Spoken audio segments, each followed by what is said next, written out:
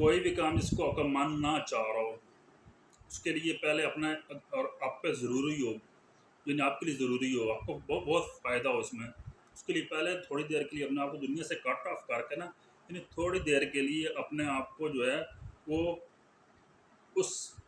ऐसे जो है वो यूँ कह लें कि जैसे कहते हैं ना कि गोशन नशीनी या मुराकबा या ऐसी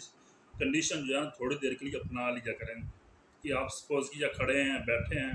थोड़ी देर के अपने आप को दाएँ बाएँ से कट ऑफ करके ज़रा सोचिए अपने तईन कि अगर जो है आप जो है सपोज़ किया क़यामत का दिन है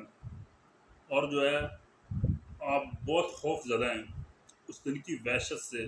तो हर एक को अपनी-अपनी पड़ी होगी। आप बहुत ज़्यादा वहशत ज़दा हैं या इन खौफ ज़दा हैं आप, तो क्या पीछे से आपको या आपके पूरे नाम से पुकारता है, अब बहुत प्यार से पुकारता है आपको। आप जो है वो एकदम पीछे मुड़ के देखते हैं, तो दोनों जहानों के सरदार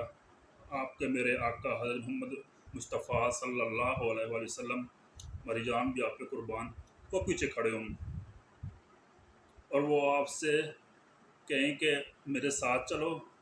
क्योंकि आप मेरे उम्मती हो, लिहाज़ा जन्नत में चलते हैं। ऐसा सीन क्रिएट करोगे अपने माइंड में, तो यकीन जाने आपका मूड बन जाएगा, आपका ज़हन बन जाएगा सुन्नत अदा करने का। शर्त साथ ये है कि ऐसा करें, ऐसा थोड़ी देर के लिए अपने आप को दाएँ बाएँ से कट ऑफ करके थोड़ा-सा अपने आप को जो है वो ये सफ़रात में लाएँ कि मैं एक मुसलमान हूँ और ये इतना बड़ा फ़रीज़ा जो है इसको फ़रीज़ा तो नहीं ख़ैर कहता, कोई फ़राज़ में नहीं है, ये सुन्नत है मेरे नबी की, जिनकी ये दोनों जान तख़लीक़ किए गए। तो मैं इसको जो छोड़ रहा हूँ, मैं कितने बड़े काम को छोड़ रहा हूँ